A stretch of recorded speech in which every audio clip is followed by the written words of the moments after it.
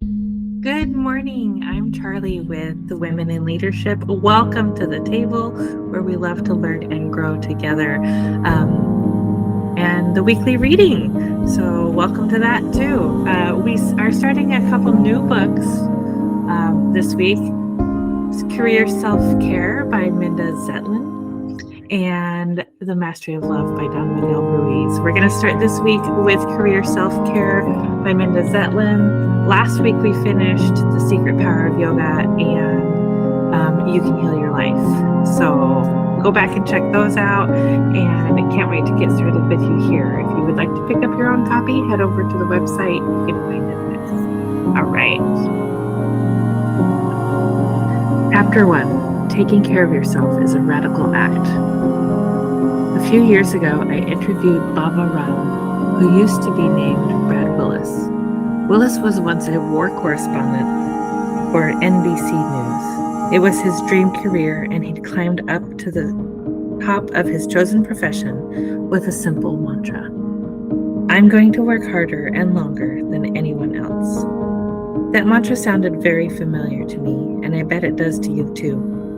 Do you start every day with a mental to-do list that no human being could actually finish? Do you confront every obstacle by trying harder and studying more?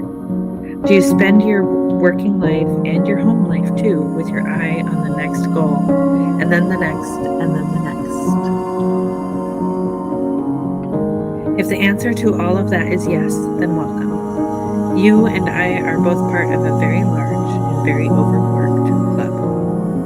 Maybe you work for a boss or a company that expects unreasonable amounts of work from you. And maybe everyone in your organization uses that same bad mantra. Maybe you work for yourself in a profession where nearly everyone is striving to work harder and longer than anyone else. Maybe you have very big dreams about what you want to accomplish, and you worry about falling behind on your goals. Or maybe other people depend on you and the things you do, both at work and at home, and you live in fear of what might happen if you fail them. All of that describes me. I've spent my entire adult life as a writer, which is to say that I work in an incredibly competitive profession where, among other things, there are legions of people who would happily do my job for free. For years, I struggled along, making a living, sort of.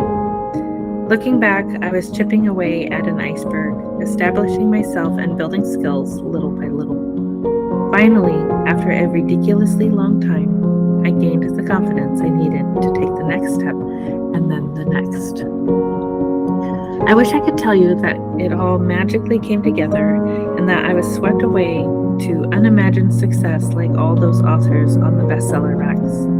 Instead, it was an excruciatingly slow process. After many years of volunteering for the American Society of Journalists and Authors, I got invited to run for the board, and after many more years on the board doing all sorts of jobs, I eventually became president. After years of writing for Inc.com, I wound up in the right place at the right time to have an online column of my own, and over time I built up a readership of more than 1 million page views a month. At some point, I finally started making a decent living, and around that time, I also realized that if I could clone myself into 2 writers, there was enough demand for my work to keep both of us busy. I wish I could tell you that on the day I had that realization, I did something to celebrate it, such as plan a vacation or at least take my husband out for a nice dinner. Instead, I did what you probably do too. I worried about how to keep it all going. I took on almost every job I was offered. I fretted about how to increase my income since, even though my income had doubled over just a few years, it never seemed to be more than almost enough. And relentlessly, I compared myself to other people. One friend of mine completed a novel in 6 months. Why hadn't I done the same? Another built her expertise into a lucrative speaking business. Why hadn't I done that too? Everything I did, someone else had done more of or had done it better. Anything that I achieved seemed easy and unimportant the moment I achieved it. I just had to work harder and longer. Let me tell you how the whole harder and longer thing came apart for Brad Willis. In 1986, when he was about to start a job with the big NBC affiliate in Boston, he went on vacation in the Bahamas with his girlfriend. He was trying to close a window near the ceiling of their rented cabin when the handles broke off in his hands and he fell 12 feet onto his back, cracking a vertebra. He was told he needed surgery, but he refused to take the time away from his brand new job. Instead, he decided he could handle the incessant pain by wearing a back brace and taking painkillers and muscle relaxants. He hid his condition from his employers, first the NBC affiliate and later NBC itself, for fear the station will stop sending me on more rigorous assignments. For 7 years, he ignored the injury, becoming addicted to pain meds and alcohol while his career path continued upward, landing him in the position he'd always wanted: network war correspondent. Then one day, while on assignment in the Philippines, he leaned over to look at some footage, and the bone snapped the rest of the way. Now in agony, he had no choice but to submit to surgery, but it failed to repair his badly worsened injury. Then he was diagnosed with throat cancer. He was told that he likely had a limited time to live. Not wanting to end his life in a drugged haze, Willis decided to get clean. He wound up at an experimental pain clinic where he encountered yoga for the first time, and it restored him to both physical and mental health. Eventually, he beat the cancer and found a deeply fulfilling career as a yoga trainer and author. Although years of physical pain and emotional anguish were nothing I ever would have wished for, I now realize that a broken back, failed surgery, cancer, and a lost career were my greatest teachers and biggest blessings, he wrote in his memoir, Warrior Pose. They taught me more about the world than all previous travels and experiences combined, compelled me to face myself, and made me a better human being. There's a point to the story that you might have missed. The spinal injury was not what ended Willis's career as a war correspondent. Neither was the cancer or his addiction. What did it was the snap decision he made when he turned down the operation that could have spared him those years of pain. Here's what he wrote about his thought process at the time. I have to push forward. In this business, the weak fall behind and most of them never catch up again. I'll never let that happen to me. Never. In other words, a man who fearlessly walked among soldiers in Afghanistan and drug lords in Central America couldn't take 4 weeks away from his job for an operation he desperately needed because he was afraid. When you're deeply committed to your career, as so many of us are, taking time away when you need it takes courage. Admitting that you're human, that you suffer sickness and injury and relationship breakups and family emergencies, and that all these things mean you sometimes can't fully concentrate on your work, is an actual act of real bravery. It might seem as if you're weak and can't simply take everything in stride. It might even seem as if you are less about your career than the Brad Willises of the world who simply push through the pain. You might fear negative consequences for your career, and depending on your job and the industry you work in, that fear could be justified. How can you risk giving up even a little of your dreamed of success just because you need rest or healing, or because someone you love needs more of your time? Everything about Willis's case is extreme. The pressure he was under from his job and from his own ambitions and expectations, the depth of his denial, and the level of injury and suffering he finally had to face. And yet the values that went into his thinking seem very familiar, don't they? Just consider one tiny example: the often seen cold medicine ad that promises to relieve your symptoms so you can keep right on working even when you're sick. That's a notion that seems horrifically wrong in a world that's been through COVID-19. But even Before the pandemic, did it really make sense for people who were feeling too sick to do their jobs well and were possibly contagious to drag themselves to work? 6 years ago, about a year after my writing really started to take off and I started to have a solid income, my husband Bill and I both came down with a bad flu. I was nearing the end of my second term as president of the ASJA. My column, TheInc.com, was gathering steam, and I was starting a large and lucrative project, imagining a website for a big tech company. I was busier than I'd ever been, and getting sick just wasn't in my schedule. Bill went to the doctor and was diagnosed with bronchitis. Meanwhile, I pushed on until the morning I woke up feeling so awful that I knew I couldn't concentrate enough to do the interviews with several prominent executives I had scheduled for that day. So I sat down at my desk and I sent out emails asking to reschedule. Only after that did I take my temperature, which turned out to be 102 degrees. Bill drove me to the doctor's office where I was told I had pneumonia. A whole elaborate structure of meetings and deadlines and family obligations came crashing down with that one word. Over the next few days of rescheduling things, I discovered something that surprised me. Most deadlines, even in publishing, are a lot more flexible than you might think, and my clients were a lot more willing to accommodate my need to change plans than I had expected. Except for one. There was a kickoff conference call planned for that website I was going to manage, and when I told the project manager that I couldn't do the call because I had pneumonia, he agreed to reschedule it for the following day.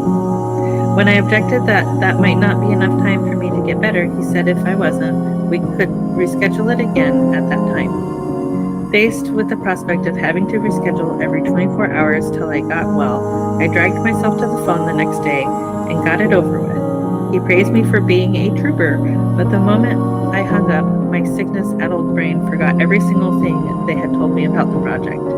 With hindsight, I think I see his logic. The meeting's main purpose was to let the client know that the project was moving forward. He really didn't need me to contribute or remember much of anything, but that doesn't make his insistence that I could get over pneumonia in one day any less absurd. I wonder now what would have happened if I had simply said no. If I had explained that in order to get better, I needed at least a week with no work, no meetings, no email, and no rescheduling of meetings. I don't know how he would have reacted, but I wish I'd been brave enough back then to say what I knew I needed. An unhealthy relationship to work, like Willis's and mine, and maybe yours too, doesn't happen in a vacuum. We live in a society that idealizes the news reporter who self-medicates and pushes through the pain to get the job done, the entrepreneur who, like Elon Musk, sleeps a few hours a night in his office before going back to work and never actually goes out in the sunlight, and the athlete who ignores an injury and goes on to win the big prize.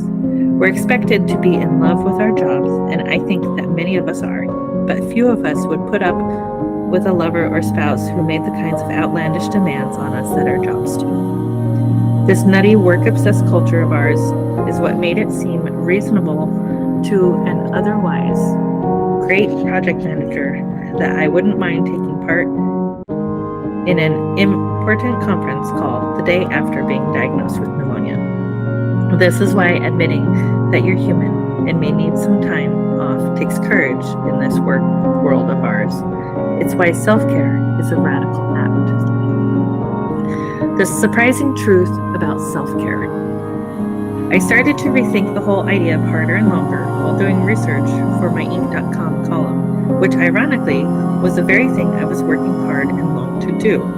I'd begun writing about work-life balance, fulfillment, and mindfulness because my audience, voting with their clicks, had made it clear that those were topics they wanted to read about.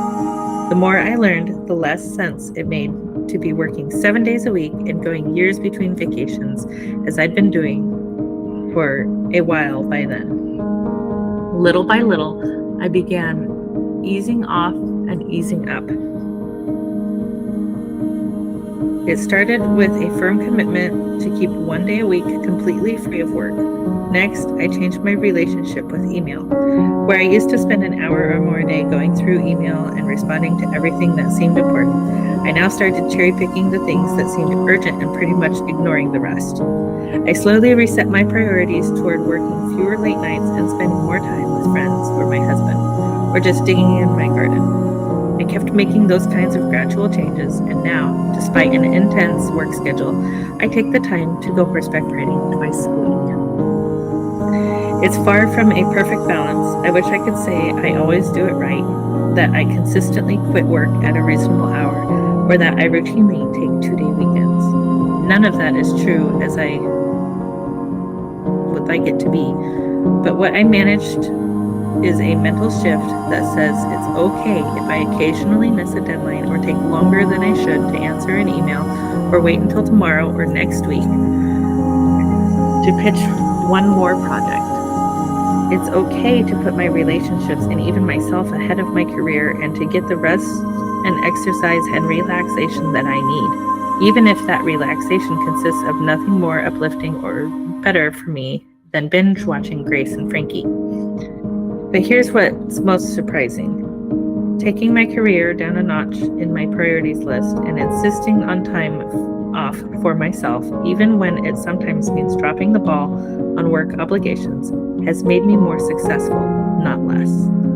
And I'm not the only one to make this discovery. My friend Shalmina Bobby Abji, who started life in a small town in Tanzania, became one of the top-ranked women of color at IBM, and is now a successful empowerment speaker and author of the new book, Show Your Worth, 8 Intentional Strategies for Women to Emerge as Leaders at Work, told me that her career really took off after she became a single mom. It forced her to be ruthlessly efficient with her time, prioritizing what mattered and leaving the rest undone. The famously driven Apple founder Steve Jobs used to quit work and get home in time for dinner at 5:30 every night. Amazon founder Jeff Bezos takes a similar approach to his schedule. In this hard-driving age, at a time when technology means that no matter where you are, you're also always at the office, most of us think of work and life as either or. You may think that a day you decide to take off and join a friend on a hike or at the beach is a day that's bad for your career, or that if you decide to quit work early instead of answering those waiting emails, you've made a choice for self-care over excelling at your job. I certainly believed that for the longest time, but it turns out the opposite is true. Self-care and career are not either or, but and. And you need to be good at the first if you want to excel at the second, especially over time. In the long run, harder and longer will not get you where you want to go. There are 2 reasons why making sure you get the rest and relaxation you need can actually be good for your career. The first is that if you take the time and space to take care of yourself, you are signaling to others that you are valuable. Just as people will unconsciously assume that a product is better if they have to pay more for it, they'll unconsciously assume that you are more highly skilled, more sought after, and generally more worthy of respect if you insist on taking care of your own needs. More importantly, you'll be signaling that to yourself as well. The second reason is that when you're happy and relaxed and well rested, you're able to focus better on whatever needs doing, and you're better able to recognize and fulfill the needs of others. You're a better boss, a better employee, a better business owner, a better partner, and a better parent. Too many shoulds. What does a healthy combination of career and self-care look like? Let's start with what it doesn't look like. If it doesn't look like rushing from the office to the gym so you can force yourself through a workout that doesn't inspire you just so you can fit into that tight dress to look your best for that party when you'd rather be home eating popcorn with a good book and your cat. It doesn't mean cooking the perfect dinner when you're exhausted or spending hours making homemade Halloween costumes because you think store-bought ones somehow mean you failed. There's not a thing wrong with any of these activities if you choose them for your own enjoyment or sense of fulfillment and if doing them makes you happy. But too many of us spend too much of our time trying to conform to too many shoulds. And the shoulds in our society these days are simply too numerous for that to work. Just as we mercilessly compare ourselves to other people when we look at our careers, we perform the same self-torture when it comes to our weight, our clothes, our workout routines, our relationships, our kids, our homes, our vacations, and even our meals. It seems that Facebook and Instagram exist in large part to remind us what other people are doing right that we are doing wrong. Whatever doing everything right or even doing everything well enough looks like, I don't even come close. I'm decidedly overweight. My house is an embarrassing mess. I never succeeded in having children, which in my mind means I have no excuse for some of the things that I've let slip. I don't spend as much time as I should keeping in touch with my distant friends and family members. I should exercise more than I do. I should weed the garden more often. I should give more to charity, volunteer more, and cook a meal once in a while. Not only that, but there's a carpenter ant infestation in a corner of the living room that I feel certain results from a moral failing of some kind on my part. And everywhere I look, there's somebody doing it better. A writer with more readers who earns twice as much as I do, a friend with a spotless house who runs 10Ks and goes on 20-mile hikes every weekend, another friend who lives in an old church with a magnificent English-style garden that she keeps up all on her own, yet another friend who knows how to make her own soap. Sometimes I let the stuff get to me, but then I stop and remind myself that I can never live up to my own expectations, and so maybe I should stop and give myself a break instead. So should you. You have to stop judging yourself against everyone who does any aspect of work or life better than you think you do. You have to find the courage and honesty to admit to yourself and other people that you can get tired and sick and burned out and distracted. That some days you are blindingly productive and other days making coffee is a monumental achievement, and that having both types of days is just fine. That any version of how you should work or live or look or keep your home that you may have seen on television or social media or in a magazine is completely irrelevant and has nothing to do with you.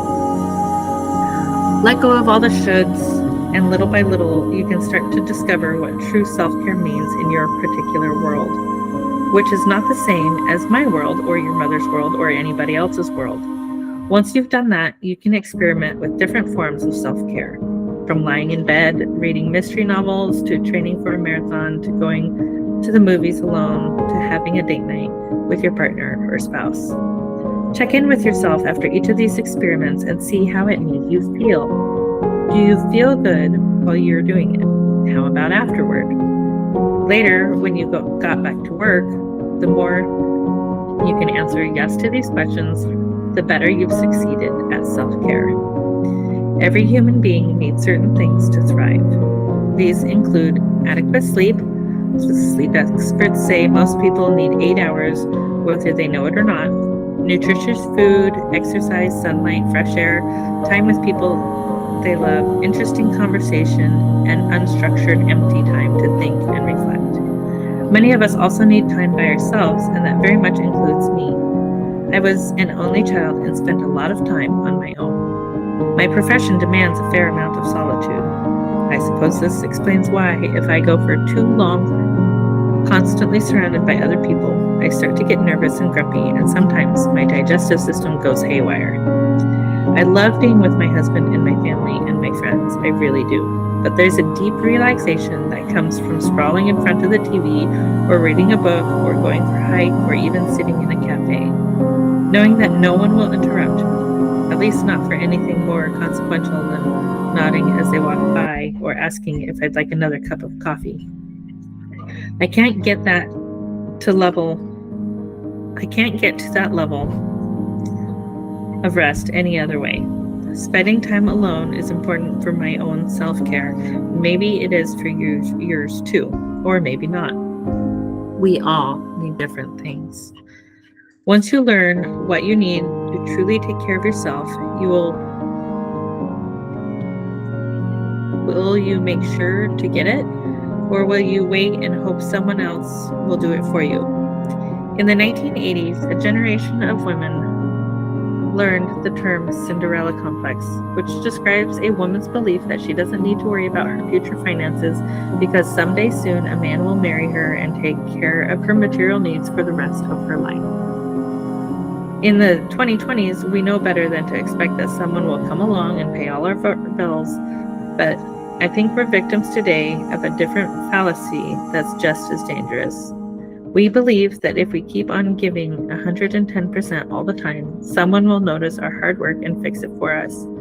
Our boss will insist we take a day off. Our spouse or partner will see that we're exhausted and give us a spa day, and then do the laundry while we're out so we can slip into clean sheets when we get home. But that's not how it works. You may have the world's kindest boss and the most sensitive spouse, and it will still be true that giving yourself the care you need is your responsibility and no one else's. No one understands what you need as well as you do. No one can tell others what your needs are as well as you can, and no one else can give you what you need as well as you can yourself. Staking that claim for yourself, skipping the gathering that you really don't want to attend, or going alone to the movie you've been wanting to see sometimes requires a difficult negotiation with your loved ones and with your own guilty feelings. At work, that kind of negotiation can be more frightening, especially when you know there's a Brad Willis in the next office who intends to get ahead by working harder and longer than you. Can you be braver than him or her? Can you lay claim to the time off you need, or the more humane schedule, or whatever will allow you to thrive both as a human being and as the bound for success person you also are? I hope so, because I believe there is no definition of success that makes any sense at all, unless it also includes the idea that you are happy and healthy and fulfilled in every possible way. I dream of a world where everyone shares that definition of success. In that alternate reality, the young Brad Willis called his new boss at the Boston NBC affiliate and said something like this: "Listen, I'm beyond excited to start my job with you, but unfortunately, I've just sustained an injury that requires surgery and 4 weeks to heal. I'm so sorry about that, but 4 weeks from now, I will be there and raring to go and ready for you to send me to war zones in the far corners of the earth. In the meantime, while I'm recovering, I'll learn everything there is to know about your station, so when I get there, I'll be ready for anything." In that alternate reality of my imagination, Brad Willis is still a beloved figure at NBC News, and all of us are happy and healthy, as well as successful. Exercises to try. This book is called Career Self-Care, and in later chapters, there will be exercises to help you reach your goals at work, I promise. I'm starting here with personal self-care because I believe this business of learning how to take care of yourself is the foundation we all need for building a successful career and a successful life. 1. Meet your own needs. Grab some paper or your journal, write down this question: what do I need that I'm not getting right now? Spend 2 or 3 minutes making a list of all your answers. They could be things you need at work or at home. Anything from more money to time to read a book, to a bigger apartment, to a night in a hotel with your partner away from your home and kids. Use your imagination. Be honest and write down whatever comes to mind. When you're done, you may have a long list, which is great. Now, spend a few moments thinking about what you really need the most to feel happy, healthy, and whole. Pick just 3 items from your list. Circle them and write each at the top of the new page. For each need you've selected, consider this question: how do I make this happen? Now spend a little time writing an answer for each one. Maybe there's more than one answer because there are a few different ways to achieve what you need. Or perhaps getting what you need will require a few separate steps. For example, if you've written at the top of the page that you need to get out of your current job, your steps might include things like updating your resume, going to industry events where you can network with people and learn about new opportunities, and responding to job listings. Are you willing and able to take these steps? If so, make a commitment to yourself that you will. If you determine that achieving one of your needs requires something that you just can't do, then choose a different item from your original list. It would be better if you stuck with your first choices. After all, you chose them first for a reason. But if you can't, you can't. Either way, pick a date by which you'll have taken that step first. Before you put away your journal or your paper, close your eyes for just a few moments and imagine how things will be and how you'll feel once you've taken the necessary steps to meet at least one of these important needs. I think it will be worth it, don't you?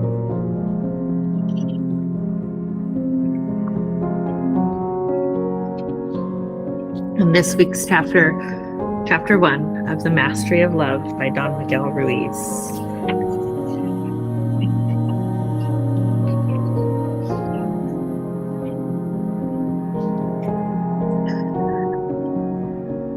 Chapter 1, The Wounded Mind.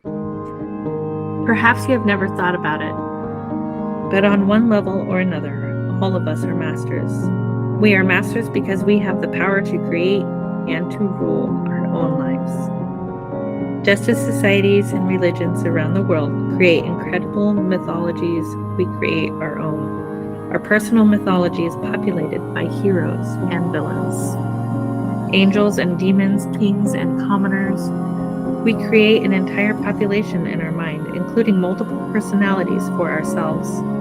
Then we master the image we are going to use in certain circumstances. We become artists of pretending and projecting our images, and we master whatever we believe we are. When we meet other people, we classify them right away and assign them a role in our lives.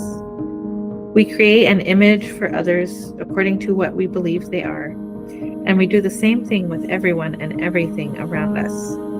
You have the power to create. Your power is so strong that whatever you believe comes true. You create yourself whatever you believe you are. You are the way you are because that is what you believe about yourself. Your whole reality, everything you believe, is your creation. You have the same power as any other human in the world. The main difference between you and someone else is how you apply your power.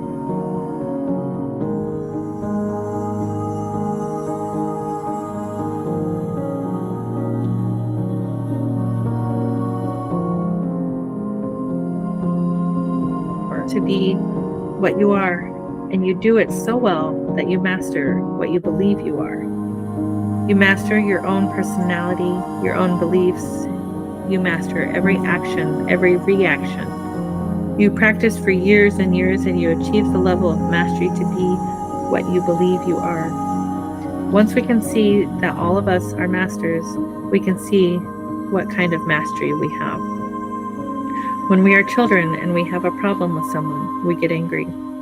For whatever reason, the anger pushes the problem away. We get the result we want. It happens in a second time. We react with anger. And now we know if we get angry, we push the problem away. Then we practice and practice until we become masters of anger. In the same way, we become masters of jealousy, masters of sadness, masters of self-rejection.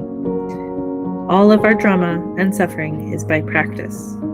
We make an agreement with ourselves and we practice that agreement until it becomes a whole mastery. The way we think, the way we feel, and the way we act becomes so routine that we no longer need to put our attention on what we are doing. It is just by action-reaction that we have become, that we behave a certain way. To become masters of love, we have to practice love.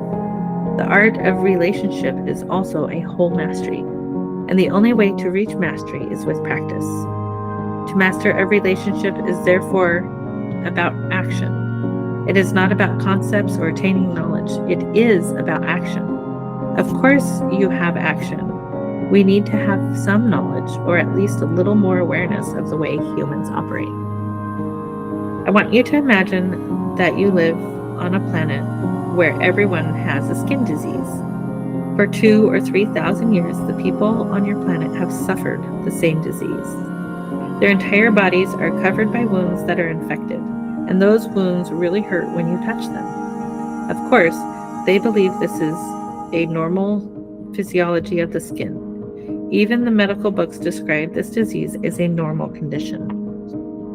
When people are born, their skin is healthy, but around 3 or 4 years of age, the first wounds start to appear. By the time they are teenagers, there are wounds all over their bodies. Can you imagine how these people are going to treat each other? In order to relate with one another, they have to protect their wounds. They hardly ever touch each other's skin because it is too painful. If by accident you touch someone's skin, it is so painful that right away she gets angry and touches your skin just to get even. Still, the instinct to love is so strong that you pay a high price to have relationships with others. Well, imagine that a miracle occurs one day. You awake and your skin is completely healed. There are no wounds anymore, and it doesn't hurt to be touched. Healthy skin you can touch feels wonderful because the skin is made for perception. Can you imagine yourself with healthy skin in a world where everyone has a skin disease? You cannot touch others because it hurts them, and no one touches you because they make the assumption that it will hurt you.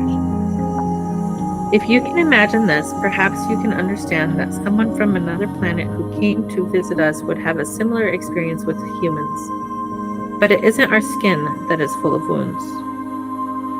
What the visitor would discover is that the human mind is sick with a disease called fear. Just like the description of the infected skin, the emotional body is full of wounds, and these wounds are infected with emotional poison.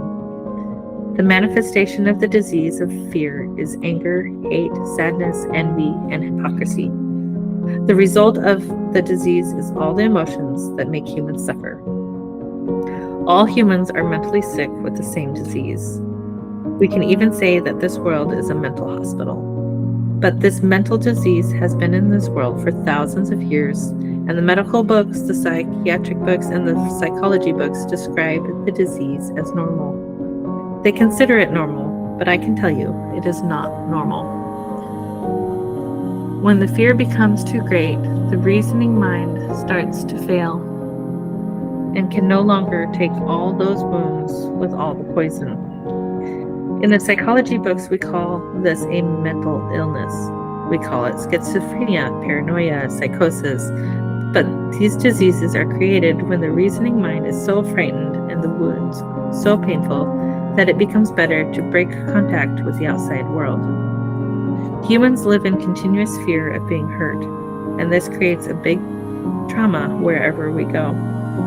The way humans relate to each other is so emotionally painful that for no apparent reason we get angry, jealous, envious, sad. To even say I love you can be frightening. But even if it's painful and fearful to have an emotional interaction, we keep going. We enter into a relationship, we get married, and we have children.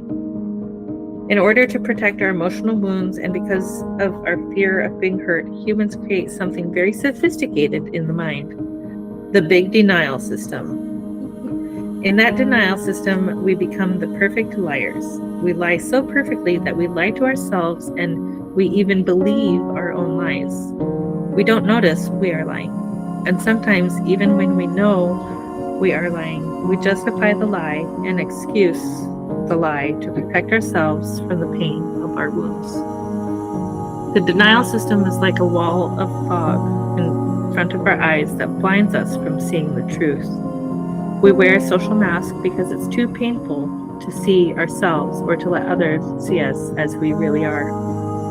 And the denial system lets us pretend that everyone believes what we want them to believe about us. We put up those barriers for protection to keep other people away, but those barriers also keep us inside, restricting our freedom. Humans cover themselves and protect themselves, and when someone says, "You are pushing my buttons," it is not exactly true. What is true is that you are touching a wound in his mind, and he reacts because it hurts. When you are aware that everyone around you has emotional wounds with emotional poison, you can easily understand the relationship of humans in what the Toltecs call the dream of hell. From the Toltec perspective, everything we believe about ourselves and everything we know about our world is a dream. If you look at any religious description of hell, it is the same as human society, the way we dream. Hell is a place of suffering, a place of fear, a place of war and violence, a place of judgment and no justice, a place of punishment that never ends. There are humans versus humans in a jungle of predators. Humans full of judgment, full of blame, full of guilt, full of emotional poison, envy, anger, hate, sadness, suffering. We create all these little demons in our mind because we have learned to dream hell in our own life. Each of us creates a personal dream for our own self, but the humans before us created a big outside dream, the dream of human society. The outside dream, or the dream of the planet, is the collective dream of billions of dreamers. The big dream includes all the rules of society, its laws, its religions, its different cultures and ways to be.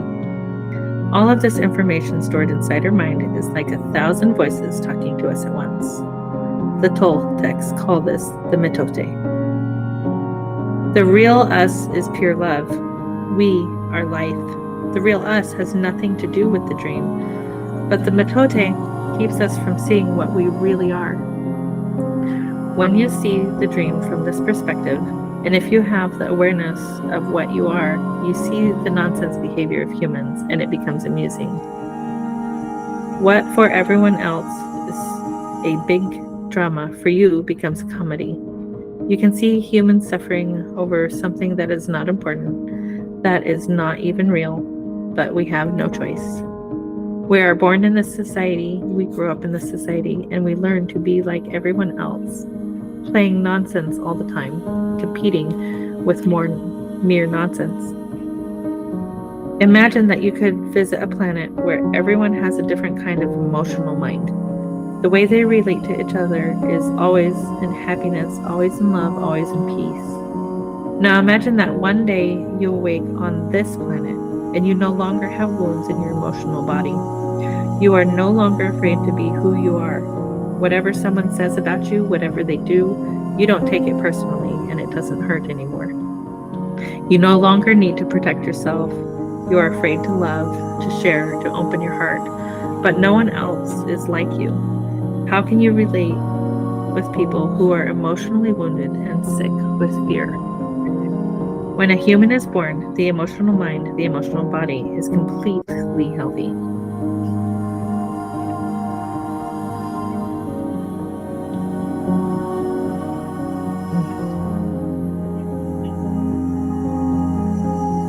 Maybe around 3 or 4 years of age, the first wounds in the emotional body start to appear and get infected with emotional poison. But if you observe children who are 2 or 3 years old, if you see how they behave, they are playing all the time. You see them laughing all the time. Their imagination is so powerful, and the way they dream is an adventure of exploration.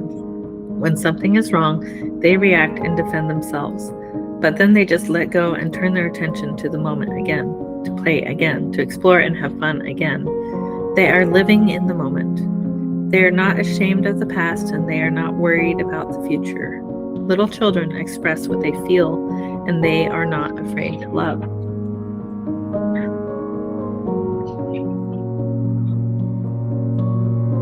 The happiest moments in our lives are when we are playing just like children, when we are singing and dancing, when we are exploring and creating just for fun. It is wonderful when we behave like a child because this is the normal human mind, the normal human tendency. As children, we are innocent and it is natural for us to express love. But what has happened to us? What has happened to the whole world? What has happened is that when we are children, the adults already have that mental disease and they are highly contagious. How do they pass the disease to us? They hook our attention and they teach us to be like them. That is how we pass our disease to our children. And that is how our parents, our teachers, our older siblings, the whole society of sick people infected with that disease, they hooked our attention and put information into our mind through repetition. This is the way we learned. This is the way we program the human mind. The problem is the program, not the information we have stored in our mind. By hooking the attention, we teach children a language. How to read, how to behave, how to dream. We domesticate humans the same way we domesticate a dog or any other animal, with punishment and reward. This is perfectly normal. What we call education is nothing but domestication of the human being. We are afraid to be punished, but later we are also afraid of not getting the reward, of not being good enough for mom or dad, sibling or teacher. The need to be accepted is born. Before that, we don't care whether we are accepted or not. People's opinions are not important. They are not important because we just want to play and live in the present. The fear of not getting the reward becomes the fear of rejection. The fear of not being good enough for someone else is what makes us try to change, what makes us create an image. When we try to project that image according to what they want us to be, just to be accepted, just to have the reward, we learn to pretend to be what we are not. And we practice trying to be someone else, just to be good enough for mom, for dad, for the teacher, for a religion, for whatever. We practice and we master how to be what we are not. Soon we forget who we really are and we start to live our images. We create not just one image, but many different images according to the different groups of people we associate with. We create an image at home, an image at school, and when we grow up, we create even more images. This is also true for a simple relationship between a man and a woman. The woman has an outer image that she tries to project to others, but when she is alone, she has another image of herself. The man also has an outer image and an inner image. By the time they are adults, the inner image and the outer image are so different that they hardly match anymore. In the relationship between a man and woman, there are 4 images at least. How can they really know each other? They don't. They can only try to understand the image, but there are more images to consider. When a man meets a woman, he makes an image of her from his point of view, and the woman makes an image of the man from her point of view. Then he tries to make her fit the image he makes for her, and she tries to make him fit the image she makes for him. Now there are 6 images between them. Of course, they are lying to each other, even if they don't know they are lying. Their relationship is based on fear. It is based on lies.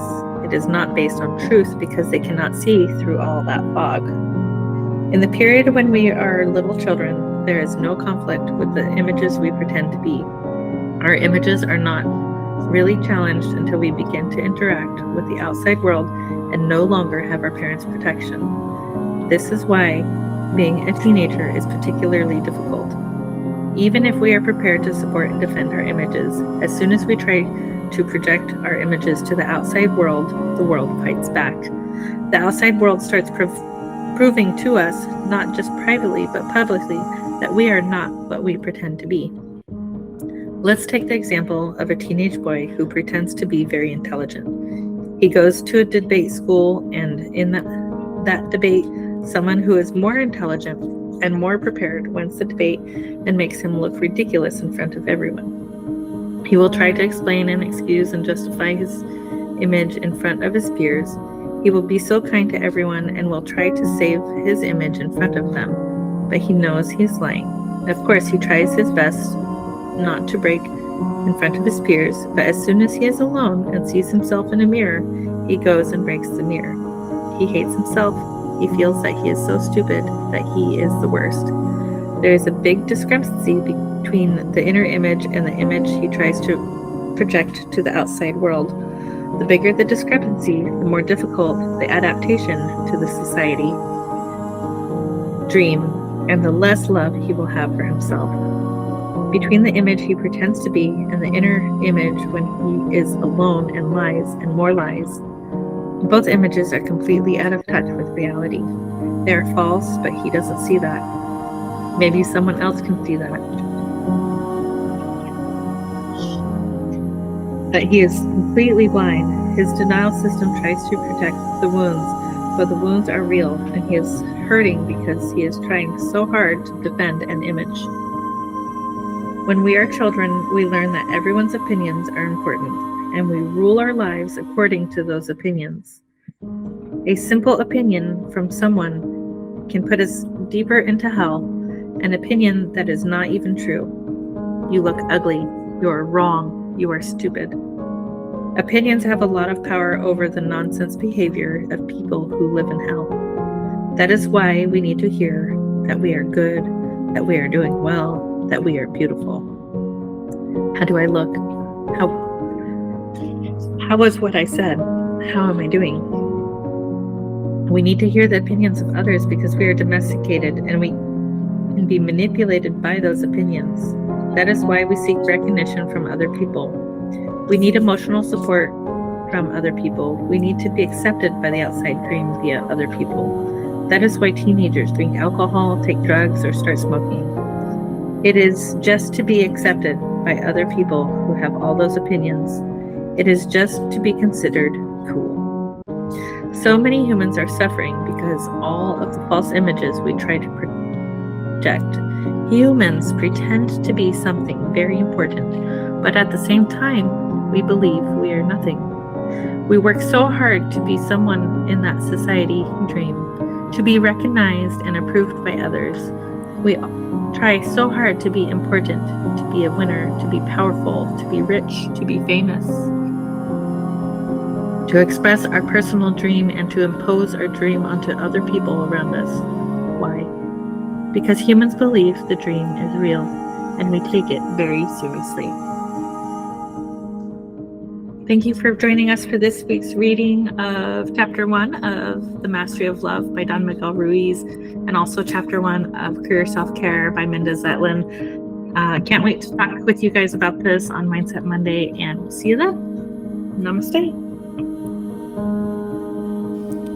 The Marysville Police Foundation is a 501c3 organization to support these areas of the Marysville Police Department: law enforcement, officer wellness, and the community outreach programs and activities. We look forward to serving.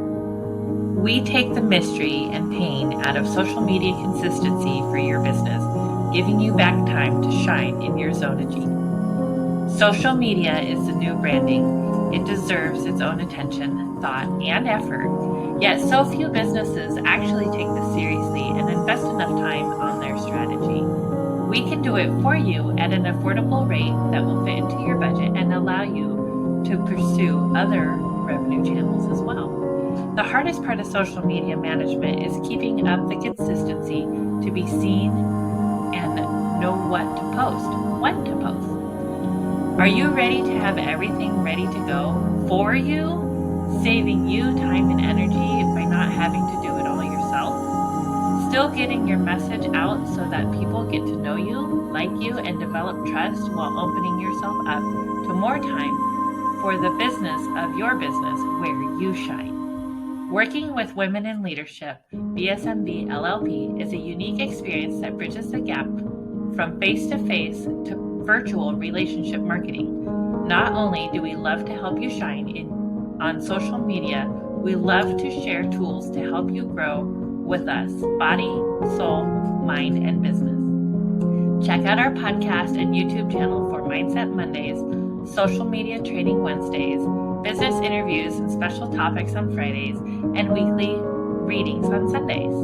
To schedule your consultation or podcast interview, head to our website, www.womeninleadershipbsmb.com. Our weekly readings on Sunday, our podcast, Mindset Monday, social media training with Heather on Wednesdays with a live Q&A, guest interviews, and special topics on Fridays. Thank you for joining us. Find out more and schedule with us online at www.womeninleadershipbsmb.com, where you have a spot at the table.